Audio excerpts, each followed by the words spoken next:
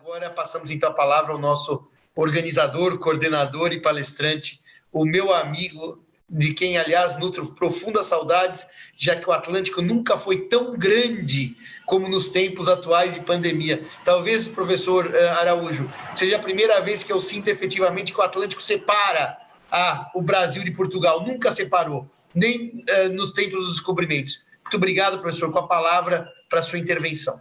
Muito obrigado. A minha primeira palavra é de agradecimento a todos os que me antecederam. Cabe-me a tarefa duplamente ingrata de ter que ser o último a falar, portanto, já me aproximar do ocaso deste evento e depois de expor, depois da professora Helene, o que realmente é também muito ingrato, visto que não apenas eu vou ter uma exposição bem menos sofisticada, como além disso, os que tiverem a assistir vão apenas ver a minha cara e não vão ver nenhum slide com a sofisticação que teve a professora Helene, a quem agradeço e parabenizo pelo nível da exposição.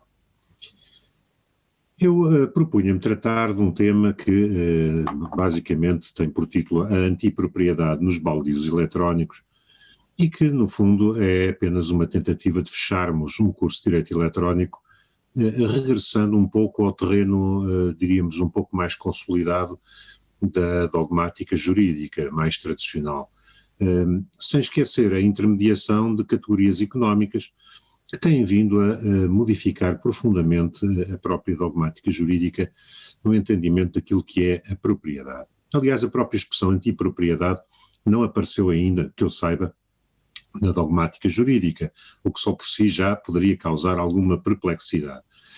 E então vamos lá resumir aqui meia dúzia de tópicos que possam servir de estímulo à nossa reflexão e possam até depois alimentar algum debate. É claro que há algumas coisas que vão ter que ficar pressupostas, mas mesmo assim eu vou tentar o máximo possível fazer aqui uma exposição esclarecendo pontos básicos. Um dos primeiros é a questão dos baldios eletrónicos. Haverá baldios eletrónicos e em que sentido é que nós poderíamos falar da expressão baldios eletrónicos? Os Electronic Commons. Commons pode-se traduzir como baldios, mas é uma tradução um bocadinho perigosa, porque commons, e baldios aliás também, pode querer dizer duas coisas. Pode querer dizer um bem que está de certa maneira confiado à titularidade difusa de um grupo, portanto, pode eventualmente sofrer alguns efeitos especiais por estar exposto a essa titularidade difusa.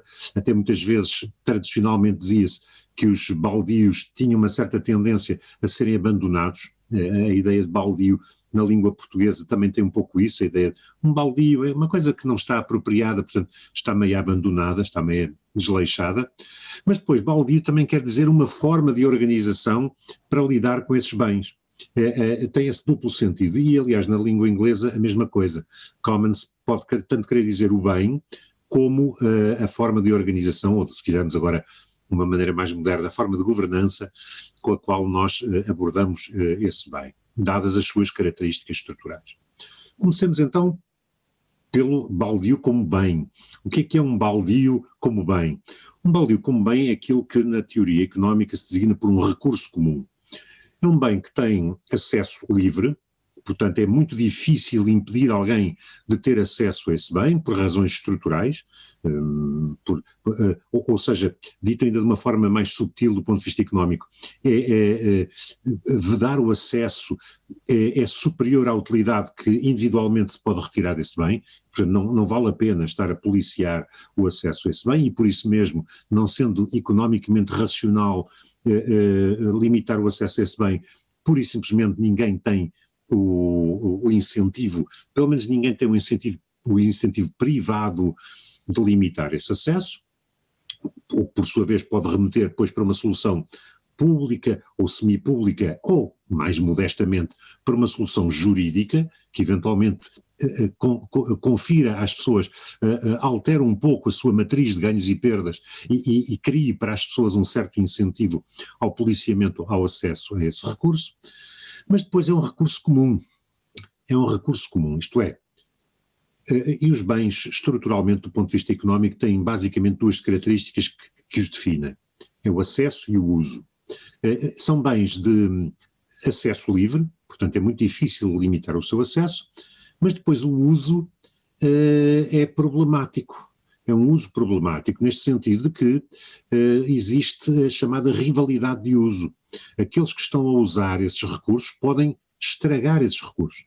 Podem usar, ou se quisermos ainda uma expressão ainda mais sugestiva, podem abusar desses recursos, degradando esses recursos, degradando com impacto para todos aqueles que têm acesso a esses recursos. As pessoas têm acesso a esses recursos porque, em princípio, querem usá-los, não é? E, portanto, se alguém sobreusa, degrada o uso potencial e o próprio acesso dos outros, que continuam a ter acesso livre, mas a um bem que está degradado. É isto que caracteriza os baldios. E então, depois de muitos e muitos e muitos anos, séculos, de alguma indiferença relativamente à situação dos baldios, nem a sociologia, nem a antropologia, e muito menos ainda o direito ou a economia, se interessaram muito pelo tema dos baldios. Curiosamente, a literatura foi à frente, no caso português, a literatura foi à frente e interessou-se pela questão dos baldios, mas a essa altura, quando o direito e a economia começaram a interessar-se pelo problema dos baldios, descobriram uma coisa extraordinária.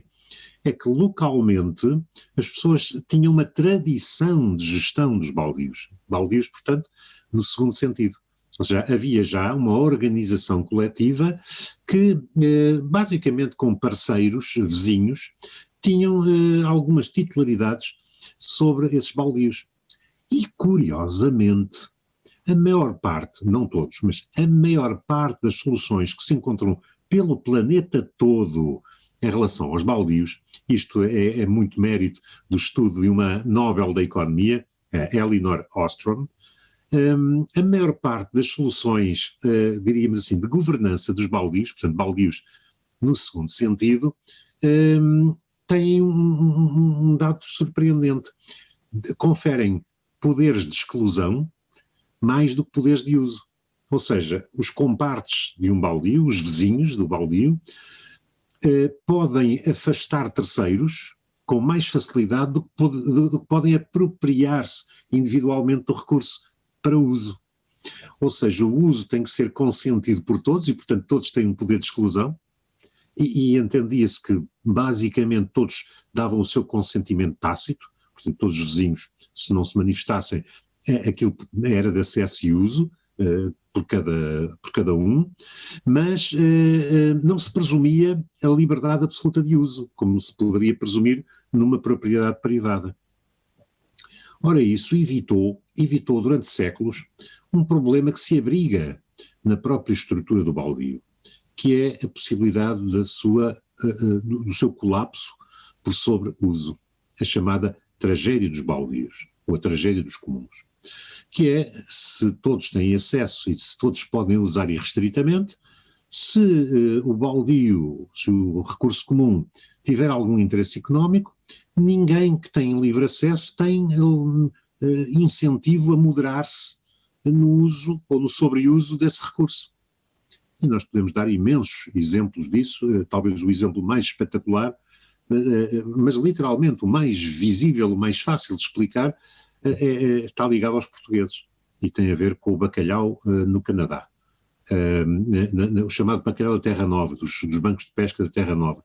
Os bacalhoeiros portugueses e espanhóis iam pescar para os bancos da Terra Nova e esgotaram o bacalhau, tanto assim que, mesmo nas convenções internacionais, quando se alargou, em Montego Bay, quando se alargou do mar territorial, ainda se abriu uma exceção para os bancos de pesca. A extensão das zonas exclusivas e do mar territorial e das zonas exclusivas pode ir ainda mais longe no caso dos bancos de pesca. Estavam todos a pensar no banco de pesca da Newfoundland, da Terra Nova, por causa do que tinha acabado de passar com o desaparecimento de capturas que eram abundantíssimas.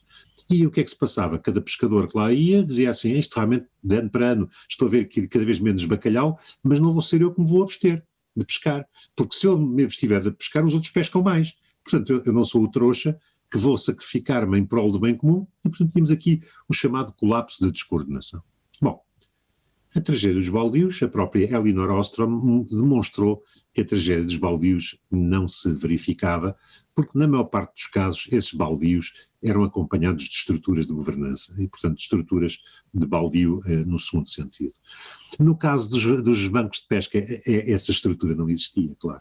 E, portanto, era preciso criar algo parecido com uma estrutura dessas, e foi por isso que, no fundo, essa Convenção Internacional permitiu alargar as zonas económicas exclusivas, dizendo assim, a partir do momento que o vizinho da zona do banco de pesca tiver um interesse especial na preservação das espécies que lá estão, esse vizinho passa a ter um poder de exclusão, mas não um poder de uso.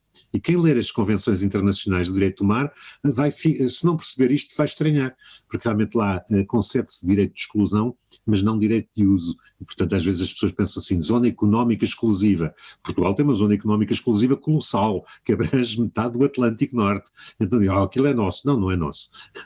Isto é, nós não o podemos usar, não podemos usar e abusar. Mas podemos sim excluir. E, portanto, podemos policiar de forma a excluir, mas não é excluir para explorarmos nós. Não, é excluir só excluir. E se nos incluíssemos à custa da exclusão dos outros, isso seria complicado. Muito bem. A certa altura, muito também graças à Elinor Ostrom e colegas dela, mas eu diria que sobretudo graças a um professor que agora leciona em Harvard, o Lawrence Lessig, que começou-se a estender esta ideia de baldios ou de comuns a duas realidades que, de certa maneira, podiam configurar esta ideia de recursos que estão aos quais nós temos livre acesso, estruturalmente temos livre acesso, e que podem ter algumas das características que nós estamos habituados a associar a esses bens de livre acesso.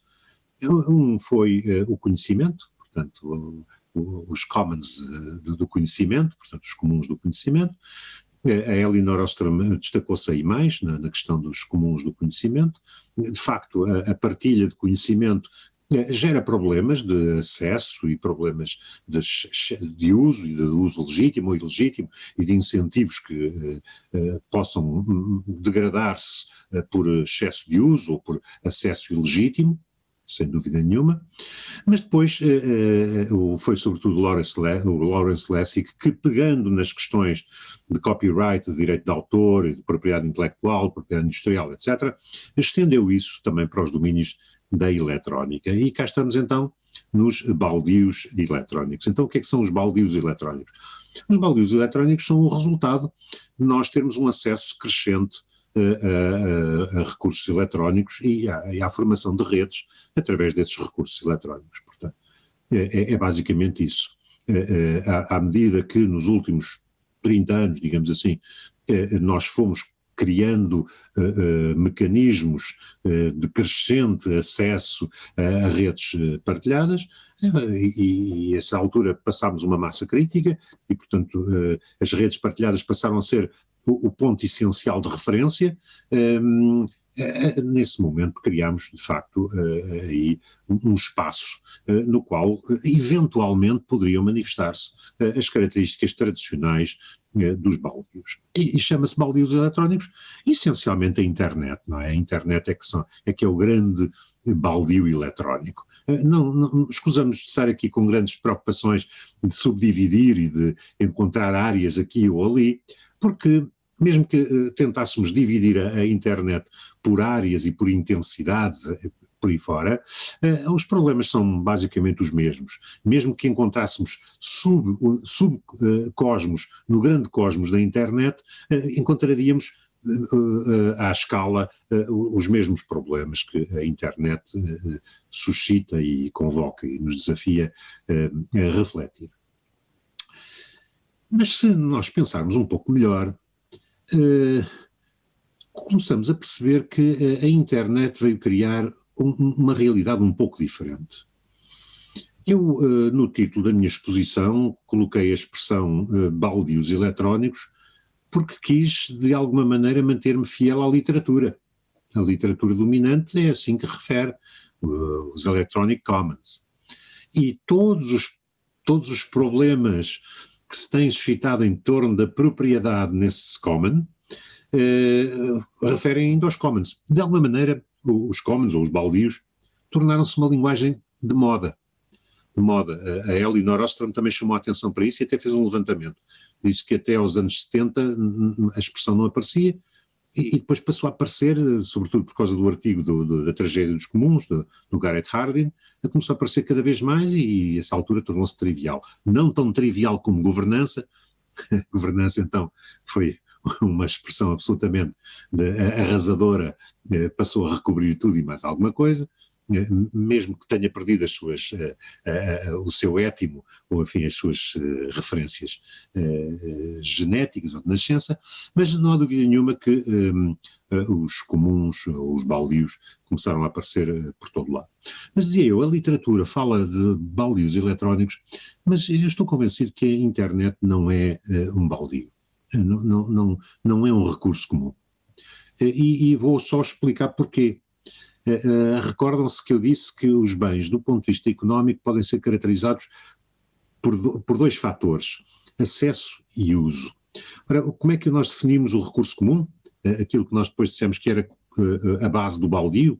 Recurso comum tem um acesso irrestrito, ilimitado, incontrolável, e depois tem rivalidade de uso. Isto é, as pessoas, se me permitem, como eu suponho que a maior parte dos nossos participantes são brasileiros, podemos usar uma imagem que é fácil de entender. A Praia de Copacabana. A Praia de Copacabana é tipicamente um recurso comum. Tem facilidade de acesso, qualquer pessoa que vive no Rio de Janeiro, pelo menos na Zona Sul, chega lá em poucos minutos, mas aquilo degrada-se, porque se estiver lá a população toda, é insuportável. E, portanto, as pessoas estão em Copacabana, queixam-se de estar lá tanta gente, mais se queixam agora ainda por causa das restrições da pandemia, mas na verdade cada um está a contribuir para isso. E qual é o fator principal? É o livre acesso. Não dá para cercar a Praia de Copacabana, talvez até desse, mas os custos de o fazer eram superiores aos benefícios que se retiraria do acesso à praia. E portanto é tipicamente um recurso comum. Livre acesso e rivalidade no uso, portanto, cada um que está em Copacabana a queixar-se dos outros, esquece que os outros também se estão a queixar dele. Eles estão a disputar um recurso que, se não estivessem todos lá, seria muito mais agradável. E chama-se isso rivalidade no uso. Ora, a internet é um bocadinho o contrário disto. A internet tem possibilidade de eficientemente ter o seu acesso controlado. Veja-se o caso chinês, não é? E quem diz o caso chinês diz o caso da Coreia do Norte, diz o caso de tantos países que efetivamente controlam o acesso à internet. Não é impossível controlar de forma eficiente a entrada na internet, mas depois das pessoas entrarem, estando lá dentro, há muito pouca rivalidade de uso, digo eu, em vários sentidos. Quer no sentido de as pessoas não ficarem incomodadas com a presença de mais gente. Sei lá, por exemplo, nós neste momento teremos à volta de uns 80 participantes. Se tivessem 800 pessoas a assistir, a mim não me fazia diferença nenhuma, isto não degradava o sinal, não alterava o conteúdo da aula, da nossa comunicação, não afetava nada. Há, de facto, recantos da internet onde as situações, diríamos assim, físicas são replicadas de tal maneira que existe rivalidade. Claro que sim. Há muitos exclusivos na internet, claro que sim. Há muitas coisas que só valem porque são partilhadas por poucos. Há muito segredo, claro que há. E depois também há um problema, diríamos assim, estrutural de rivalidade, que esse subsiste sempre, mas já vinha de antes mesmo da internet, que é a rivalidade pela nossa atenção, isto é, as pessoas que entram na internet têm uma atenção que é limitada, quer em termos racionais, quer em termos temporais, e é disputada por muita informação. Portanto, a disputa da atenção das pessoas que chegam à internet é afetada por rivalidade. Mas diríamos que o utente da internet normalmente pode-se aperceber de um ou outro aspecto de rivalidade, mas normalmente há coisas que ultrapassam muito a rivalidade, que é os ganhos da presença do maior número, que é os ganhos de compatibilidade, que é os ganhos de referência, que é os ganhos de universalidade da presença. É por isso que eu dizia há pouco que, de certa maneira, a internet já alcançou uma massa crítica e hoje, pura e simplesmente, há muitas coisas que só existem na internet da forma como existem. Eu até posso fazer aqui um pequenino parênteses e dizer que eu vou tendo que rever as minhas próprias lições de introdução à economia. Eu tradicionalmente dava o exemplo das sapatarias e da compra de sapatos como uma situação em que os custos de busca podiam tornar impossível a descoberta do sapato mais barato do mundo, ou de Lisboa. Eu dizia assim, uma pessoa que quiser descobrir qual é o par de sapatos mais baratos de Lisboa, vai no fim encontrar o par de sapatos mais caros de Lisboa, porque pode encontrá-los mais baratos, mas vai demorar meses a descobri-lo. Então temos os custos de busca. Então é por isso que as pessoas gostam tanto de ir para os shoppings.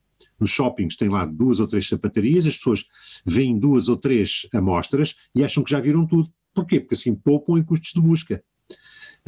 Ora bem, a internet veio destruir completamente este exemplo, porque nós hoje de facto podemos descobrir onde estão os sapatos mais baratos do mundo ao fim de um segundo. Há vários motores de busca que fazem isso e até o fazem automaticamente e, portanto, a pessoa até pode confiar que vai sendo avisada se por acaso ainda surge um par de sapatos mais barato do que o anterior. Ora bem, isto de facto cria as chamadas externalidades de rede, ou externalidades positivas de rede. Quanto mais pessoas estiverem na internet, mais ela é valiosa. E a entrada de cada pessoa na internet valoriza a presença das outras pessoas na internet e assim sucessivamente.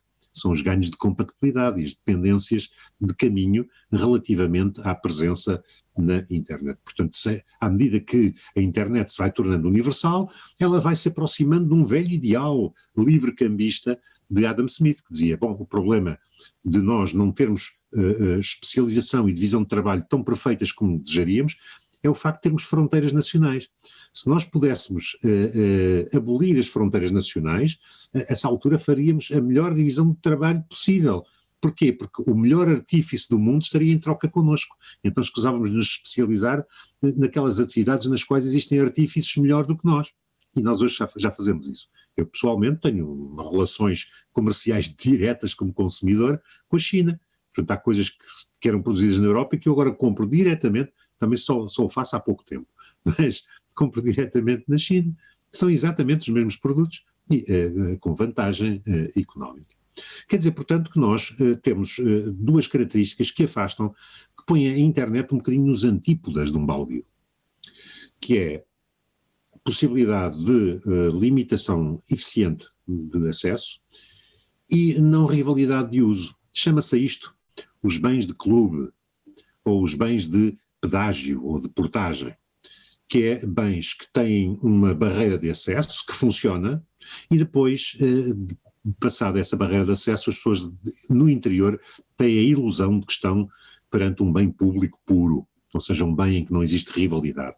E diz-se muitas vezes que são bens de clube porque era essa ilusão de ilimitação que os country clubs, os clubes de campo, gostavam de criar para os seus sócios. Isto é, há um portão, mas depois do portão a pessoa liberta-se da opressão da cidade e vive ali como um espaço sem rivalidade, pode jogar golfe sem partir vidraças, pode passear durante uns tempos sem encarar com os vizinhos, etc, etc. Bom, se assim é, muitas das questões que nós poderíamos suscitar a propósito dos baldios perdem a sua acuidade. Porquê? Porque, no fundo, a internet e o espaço eletrónico, em geral, passa a ter características que retiram muita da importância da governança e das limitações que a propriedade normalmente ajuda a colocar nessa governança para a gestão do recurso comum, para se evitar o colapso desse recurso comum. Ou o colapso por sobreuso, é a chamada tragédia dos baldios, quer o colapso por subuso, ou por subutilização, por subexploração, que é a chamada tragédia dos anti-baldios, que é aquela multiplicação de titularidades sobre o mesmo recurso que, a essa altura, multiplica também direitos de veto. Então as pessoas, pura e simplesmente, não usam. Muito bem. Mesmo assim, nesta construção, Eu creio que há coisas que nós podemos reter e podemos extrapolar mesmo para o lado da internet e do comércio eletrónico e da partilha de recursos eletrónicos neste ambiente que, no fundo, é um ambiente de bem público puro. E o que é um bem público puro? Vou aqui explicar exatamente o que é que eu pretendo dizer com isto. Vamos imaginar que temos aqui uma questão cronológica, porque essencialmente isso vai facilitar o nosso raciocínio. Os bens de clube, de facto, têm um problema de estrangulamento no acesso. Nós não podemos ignorá-lo. Não podemos ignorá-lo. Muitas vezes nós caímos nessa ilusão de dizer assim, por exemplo, o governo português está constantemente a fazer isso, dizer assim, não, vamos para a paperless society, portanto acabou o papel e agora toda a gente preenche os impostos online. Espera aí, então e os camponeses que nunca viram um computador, como é que eles fazem? Não é? Portanto, nós muitas vezes que temos um mínimo de literacia eletrónica, presumimos que já vivemos nesse meio, ou dentro desse meio, quase como uns androides nesse mundo virtual. Mas, na verdade, há um estrangulamento e até há um problema, diríamos, distributivo grave, que é deixar-se uma parte da população no brick and mortars, portanto, no comércio tradicional, com um handicap crescente, não é?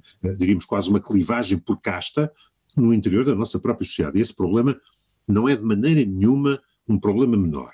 Agora, como eu dizia há pouco, passado esse estrangulamento, nós, por causa da própria estrutura da rede e das externalidades positivas, nós passamos a viver num mundo sem rivalidade.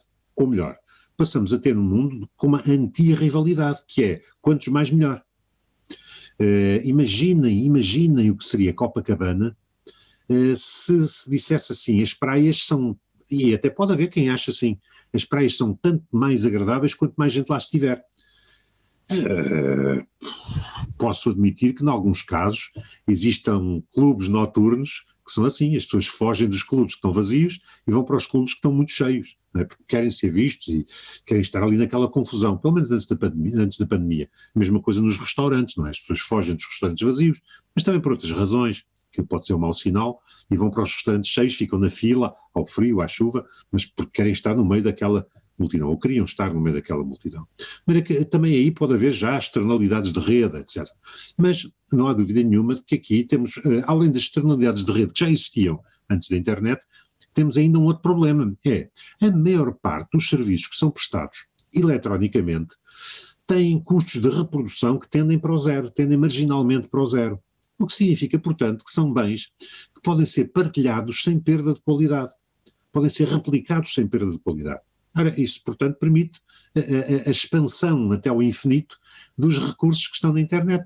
Uma pessoa faz um programa de computador, pode copiá-lo digitalmente milhões, bilhões de vezes e nada disso afeta o código original. Embora também nós saibamos replicar os vírus e outros atentados ao ADN da programação. Portanto, também nisso somos muito criativos. Mas a verdade é que podemos fazê-lo. E por isso, esse espaço eletrónico está especialmente vocacionado para ter, depois de passado o gargalo, ter características de bem público puro. O que é um bem público puro? É um bem público que tem acesso irrestrito, portanto as pessoas que lá estão já lá estão, e depois não tem rivalidade de acesso, não tem rivalidade de uso, ou seja, o seu uso não se degrada pela presença de muitas pessoas. Até agora só se dava como exemplo de bem público puro a luz solar. Porque a luz solar, de facto, embora mesmo na luz solar possa haver rivalidade, não é? Se eu estiver num sítio muito exíguo e alguém se puser à minha frente, não é? Como o velho Diógenes que dizia ao imperador da Pérsia, sai da minha frente, estás-me a tirar a única coisa que não me podes dar, que é a luz do sol, não é? Mas tirando esse exemplo, enfim, normalmente a luz do sol é um bem público puro, de dia. De dia.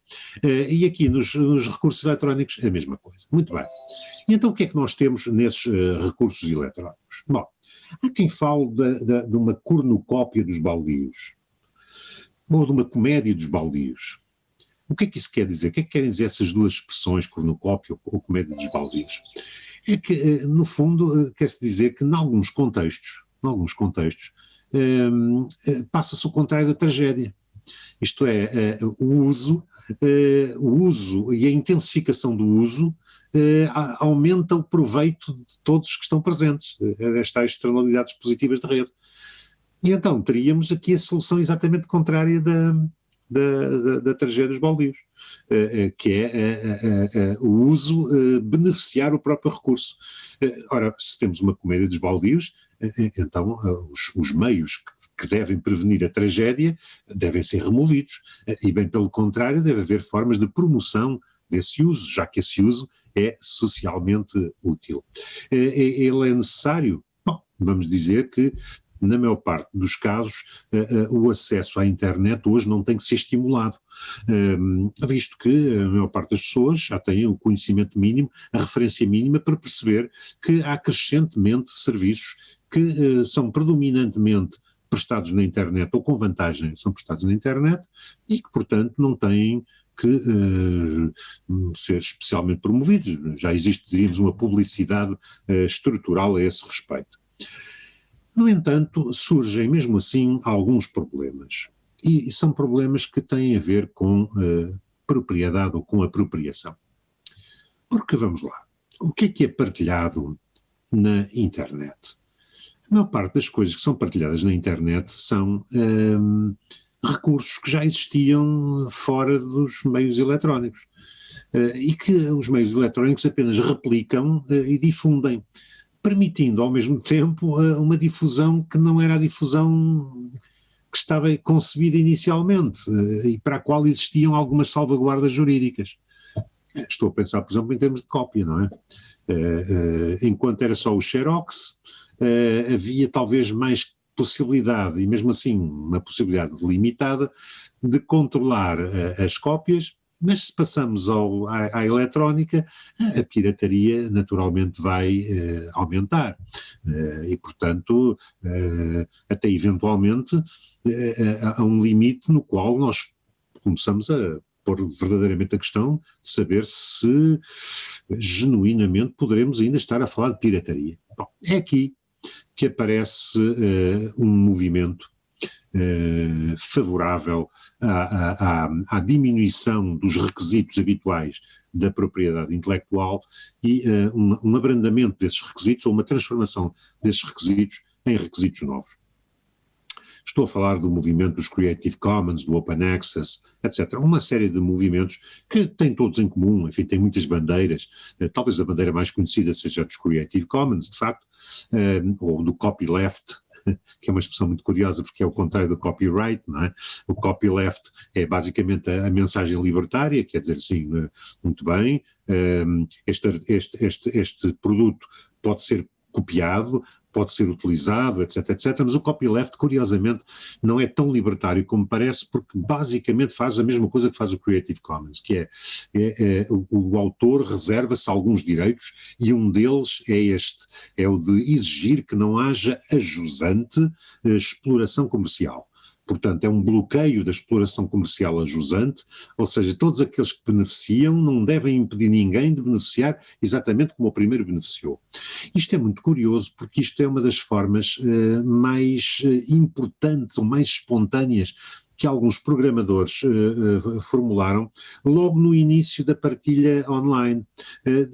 Há um caso até relativamente famoso de um programador que fez um produto, vendeu o produto a uma empresa e a empresa pediu-lhe o código-fonte.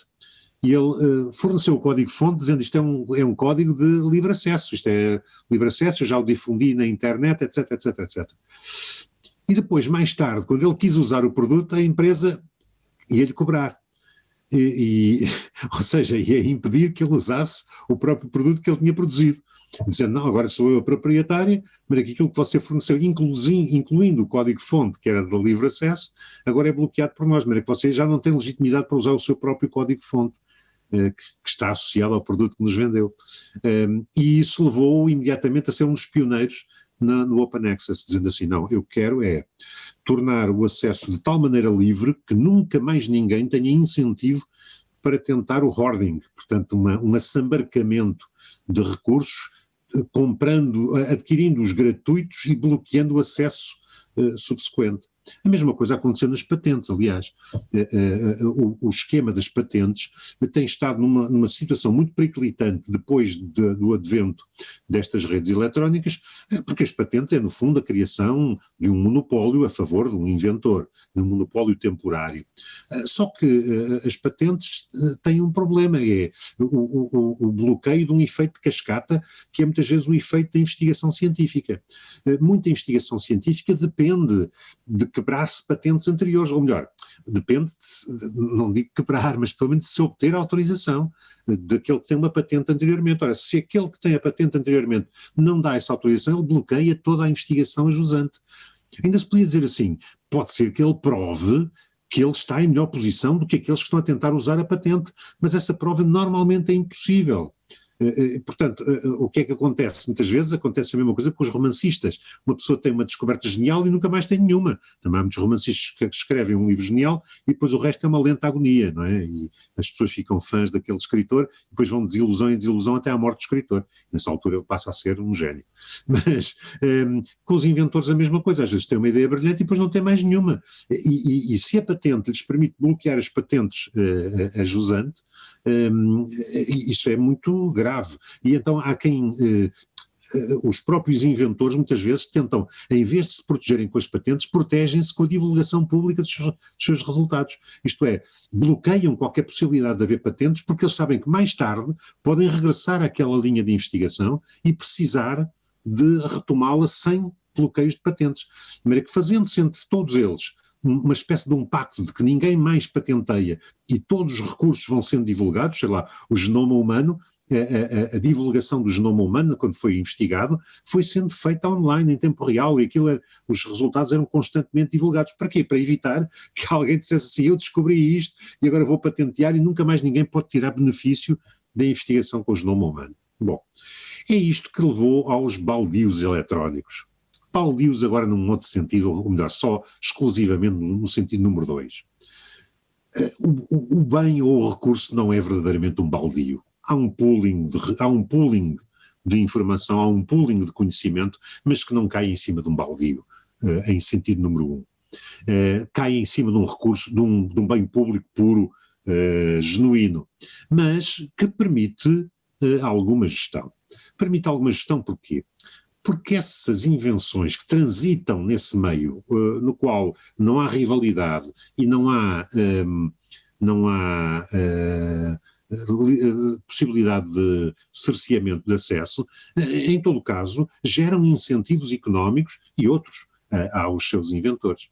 Esses incentivos podem nem ser económicos, uma parte do que tem vindo a desenvolver-se em termos desta comédia dos baldios, é uma ética da partilha, não é? A ideia de que para um inventor ou para um criador intelectual, o reconhecimento dos pares ou a divulgação ao público é muito mais importante de qualquer contrapartida económica. Até porque muitas vezes, e isso já era detectado e já era denunciado há muito tempo na área do copyright, os direitos de autor são uma das expressões mais enganadoras e cruéis que há, porque o autor recebe uma ínfima parte. Aquilo são direitos que invocam o nome do autor, mas são direitos dos exploradores do conteúdo económico do chamado direito de autor. No fundo são os editores e um conjunto grande de intermediários, alguns até ostensivamente parasitários, para não dizer pior, que intermediam e que gerem esses recursos.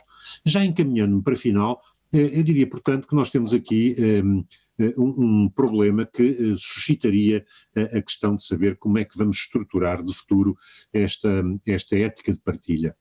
Eu, de certa maneira, acho que há algumas virtualidades na tal expressão da antipropriedade. A antipropriedade é a tal ideia de que os poderes de exclusão podem ser superiores aos poderes de uso.